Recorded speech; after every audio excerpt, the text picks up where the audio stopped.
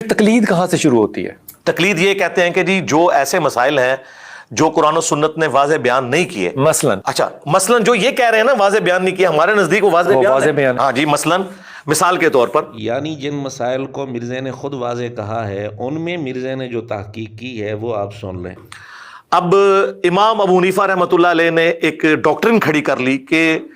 جسم سے نکلنے والی جو ناپاک چیز ہے وہ وضو توڑ دے گی، ٹھیک، اور وائس ورسا جو چیز وضو توڑتی ہے وہ ناپاک ہے۔ اس کی بنیاد کے اوپر انہوں نے خون کو ناپاک ڈکلیئر کر دیا اور خون کے نکلنے پر وضو لازم بتایا، جبکہ امام شافعی کا موقف ہے کہ خون پاک ہے، اس کا صرف پینا حرام ہے۔ قرآن میں جو 4 جگہ پہ حرام ہے، ناپاک نہیں ہے، ناپاک نہیں ہے۔ ہاں ظاہر ہے صحابہ کی زندگی جنگوں سے عبارت تھی۔ یہ ہے مرزا کی تحقیق جس میں مرزا نے بہت بڑا بلنڈر کیا ہے۔ جنگوں کی حالت تو عذر والی ہوتی ہے، اس کی بنیاد پر مرزا نے کہا انسان کے جسم سے نکلنے والا خون پاک ہے، اور کہتا ہے کہ امام ابو حنیفہ رحمۃ اللہ علیہ کہتے ہیں ناپاک ہے، لیکن یہ ان کی بات غلط ہے۔ امام شافعی رحمۃ اللہ علیہ کہتے ہیں پاک ہے، ان کی بات صحیح ہے، حالانکہ یہ امام شافعی رحمۃ اللہ علیہ پر بہت بڑا جھوٹ ہے۔ امام شافعی رحمۃ اللہ علیہ کی اپنی کتاب ہے الام، اس میں انہوں نے لکھا ہے کہ حیض کا خون بھی ناپاک ہے، اور اسی طرح حیض کے علاوہ ہر خون ناپاک ہے، لیکن مرزا نے بالکل بے دھڑک ہو کر امام شافعی رحمۃ اللہ علیہ پر جھوٹ بول دیا کہ ان کے نزدیک انسان کے جسم سے نکلنے والا خون پاک ہے، نعوذ باللہ۔ یہ ہے مرزا کی تحقیق ان مسائل میں جن کو خود مرزا کہہ رہا ہے کہ یہ بالکل واضح مسائل ہیں، بلکہ آپ حیران ہوں گے کہ اس مسئلے پر چاروں مذاہب متفق ہیں، اہل سنت کا اجماع ہے، بلکہ شیعہ بھی اس مسئلے میں متفق ہیں کہ انسان کے جسم سے نکلنے والا خون ناپاک ہے۔ 5ویں صدی کے محدث ہیں حافظ ابن عبد البر مالکی رحمۃ اللہ علیہ، جن کا تذکرہ مرزا بھی کرتا رہتا ہے، ان کی کتاب ہے التمہید،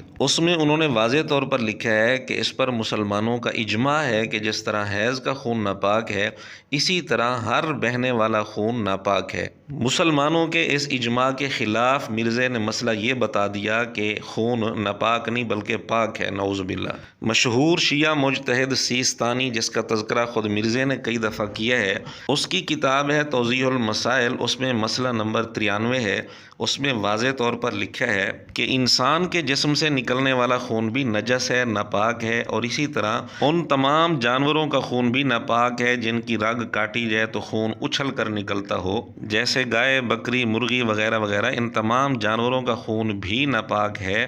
تو شیعہ کے ہاں بھی یہی مسئلہ ہے اور اہل سنت کا بھی اس پر اتفاق ہے۔ اگر کسی نے اس کے پاک ہونے کی رائے دی ہے تو اجماع کے خلاف ہونے کی وجہ سے وہ رائے مردود ہے، اور اجماع کی اہمیت مرزا خود اپنی ویڈیوز میں بارہا دفعہ بیان کر چکے ہیں، اور یہ کہہ چکے ہیں کہ جس مسئلے پر اجماع آ جائے وہاں کوئی اور دلیل دیکھنے کی ضرورت ہی نہیں ہے،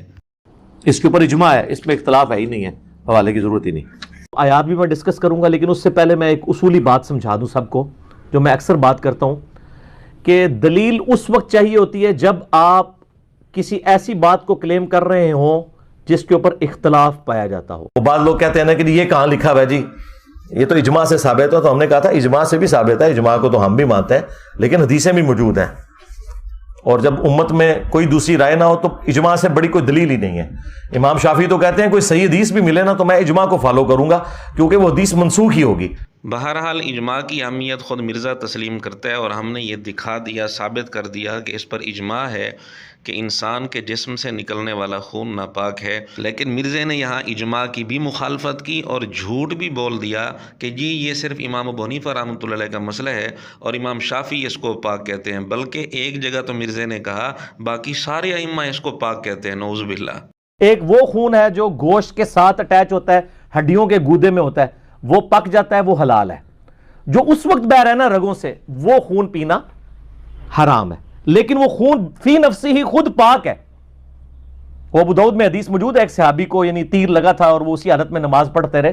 اور انہوں نے نماز نہیں توڑی، پورا جسم ان کا خون سے بھر گیا تھا، تو نبی صلی اللہ علیہ وآلہ وسلم نے ان کو نہیں فرمایا کہ بھی تمہارا وضو ٹوٹ گیا۔ امام حنیفہ کا اس میں شاذ قول ہے، باقی سارے ائمہ قائل ہیں کہ خون فی نفسی پاک بھی ہے اور اس کے نکلنے سے وضو بھی نہیں ٹوٹتا، لیکن اس کو پینا حرام۔ خون کے نکلنے سے وضو ٹوٹتا ہے، یعنی اس میں تو ائمہ کا اختلاف ہے،